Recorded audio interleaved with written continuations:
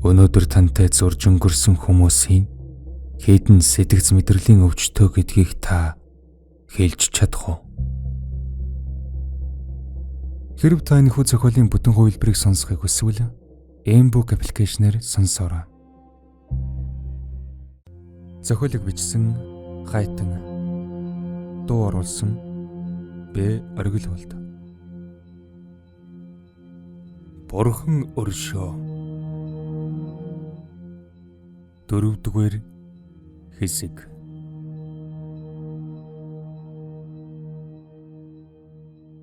Наашаа суу хүүхдүүд минь гэж урайлгхан дуурсан нас тавтар эмэгтэйг болор даргийна. Өөрөөсөн олон шав төрүүлсэн, удам залгсан хүчтэй удган гэж нэр алдран хавар нэг түгэж ирсэн энэ бүсгүй хүн амны ноцтой хэрэгт холбоотой байж мэднэ гэж дуулснаар цагдаагийнхан очжээ. Энд ч гэм хоргүй гэмээр нүдэнд дулаахан царайтай энэ эмэгтийн туслах болов уу гэмээр нэг бүсгүй тэдэнд цай айгалжээ.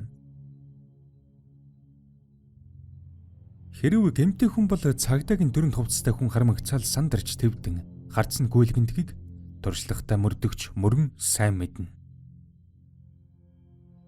Гэтэл энэ хүн ер бусын тайван байгаа нь өөрөн сэжиг төрүүлэх.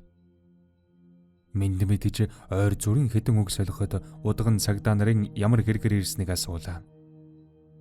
Тэгэгтэн тэдэнд тусламж хэрэгтэй болсноос үүр дэр нэрсэн гэж бодсон аястай асуув. Ахлах мөрдөгч мөрөн хүн алга болоод олддгүй.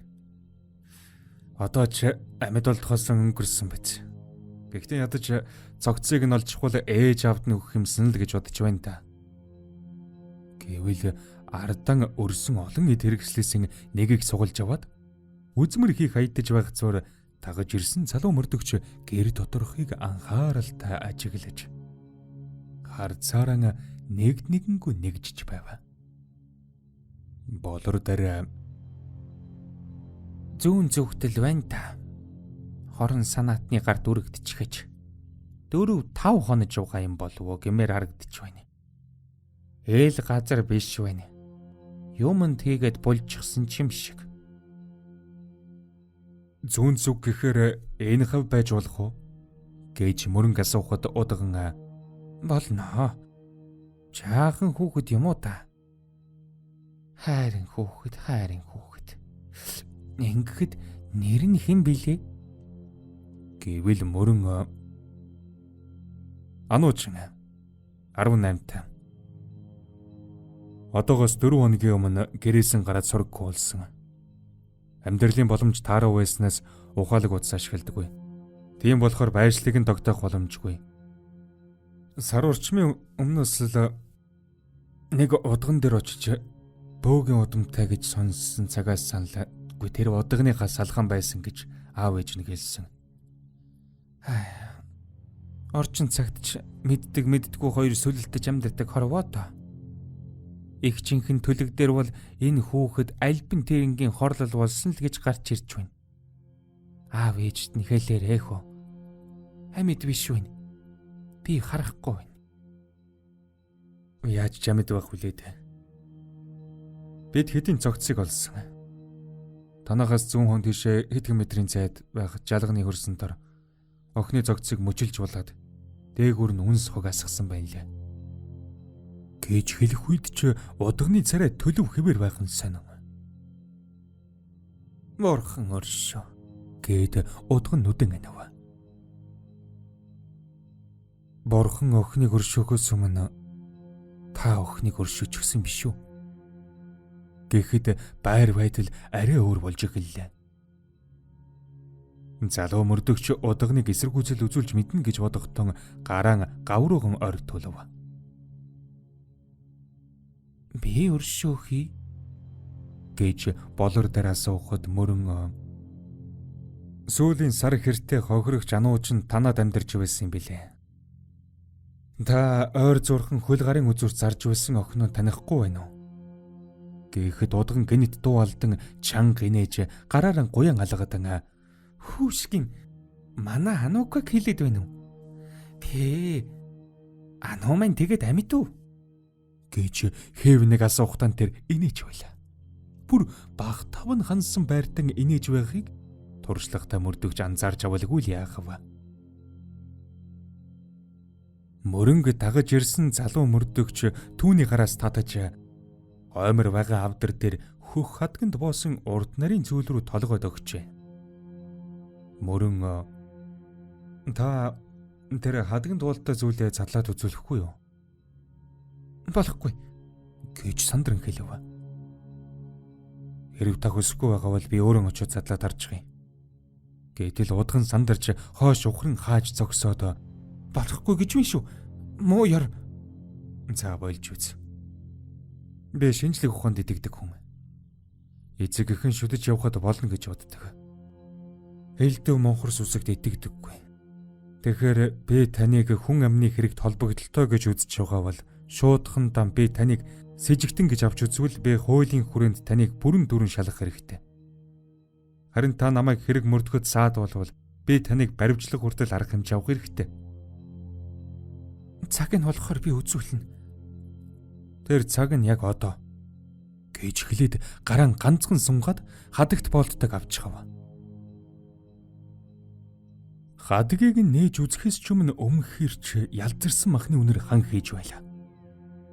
Хадагны доод хэсэг тосонд нэвчиж норсон байхыг ч цагдаа харав. Хадгийг дэлгэж харахад хүний дунд чүмэгний яс бахан тэр. Ингээд хэрэг ойлгомжтой болов. Хохирогчийн ясыг авахын тулд амнасыг нь хөнөөжээ.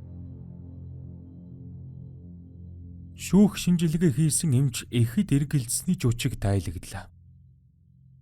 Энэ мэдээг бушуухан дээш нь дамжуулж хэрэгтэн дээр албан ёсоор мөрдлөг хийлгэх хүсэлд яаралтай илгээж зохих шанг нь хүртээхээр мөрөн гэрээс нь гарч явжээ. Харамсалтай нь түүний хүсснээр болсонгүй.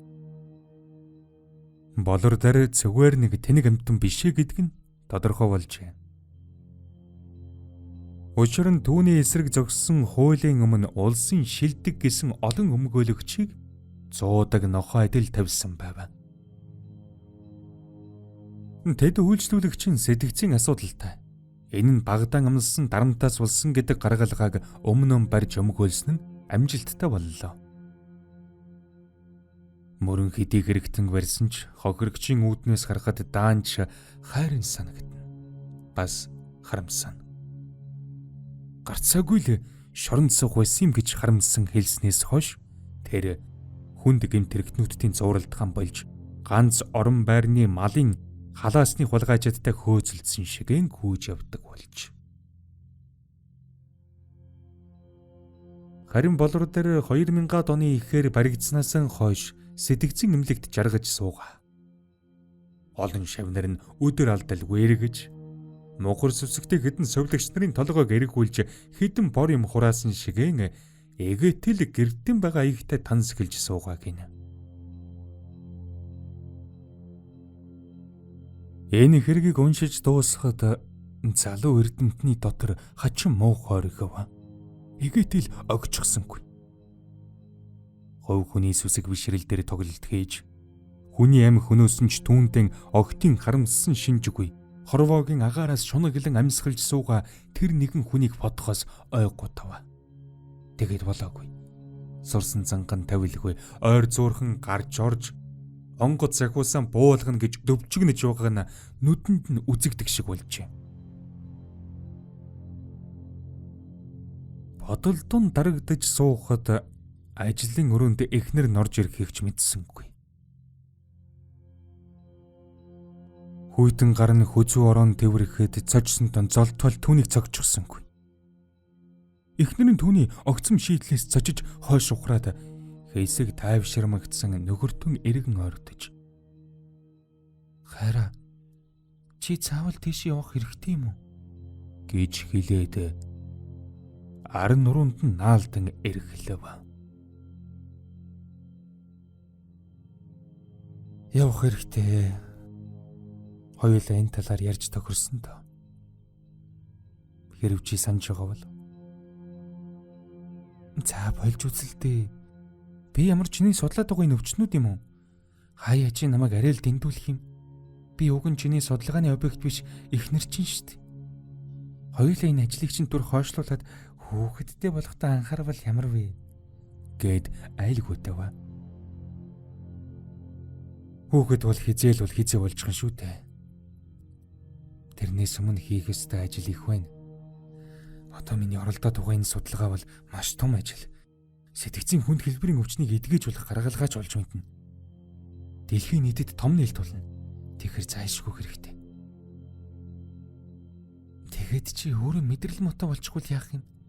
Багш гээ. Гайра. Хоёулаа энэ талаар хэдийн ярьж тохирсон. Чи ингэхгүй гэж амласан биз дээ. Тийм л дээ. Гэхдээ би чамайг танаа багш шиг галзуу хүмүүс донд байсаар байгаад галзуурчгүй л гэж хайж байна. Тийм зүйл болохгүй. Битгий санацгаа. Одоо би ажиллах хэмээр байна. Гэж ээлтэд дургу зэхийг мэдэрсэн бүсгүй. Ажлынх нь өрөөний хаалгыг сэмхэн хааж гарч явлаа. Өнөөдөр тантай зурж өнгөрсөн хүмүүсийн хэдэн сэтгц мэдрэлийн өвчтөө гэдгийг та хэлж чадах уу? Хэрв та энэ хүү зохиолын бүтэн хувилбарыг сонсохыг хүсвэл Mbook аппликейшнээр сонсоорой.